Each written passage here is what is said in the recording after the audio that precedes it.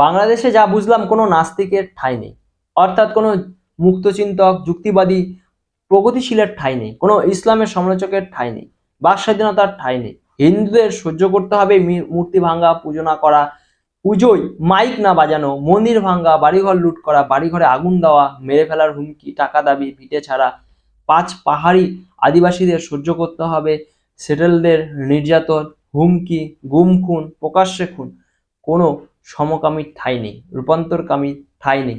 School college বিদ্যালয়ে মেয়েদের হিজাব পড়তে হবে অথবা বোরখা পড়তে হবে। ইসলামী সঙ্গীত ছাড়া অন্য কোনো সঙ্গীত চলবে না। 21শে ফেব্রুয়ারিতে শহীদ মিনারে ফুল দেওয়া নিষেধ, পয়লা বৈশাখ পালন করা নিষেধ, নামাজ রোজা বাধ্যতামূলক, মুসলমান পুরুষকে 4 বিয়ে করার উৎসাহ দিতে হবে, ইতিহাস বই থেকে মুক্তিযুদ্ধের ইতিহাস ডিলিট করতে হবে, 2024-এর শিবির তাহবির পরিকল্পিত ছাত্র আন্দোলনকে মুক্তিযুদ্ধ আখ্যা দিয়ে ইতিহাস রচিত হবে। কোনো অমুসলিম লেখকের লেখা পাঠ্য বইয়ে ঠাঁই পাবে না। আওয়ামী লীগ বলে কোনো রাজনৈতিক দলের অস্তিত্ব থাকবে না। সদস্য বা সমর্থকদের মরে যেতে হবে, নয়তো শিবিরের নাম লিখাতে হবে। আরো যদি কিছু থাকে তাহলে অবশ্যই কমেন্ট বক্সে যোগ করবেন।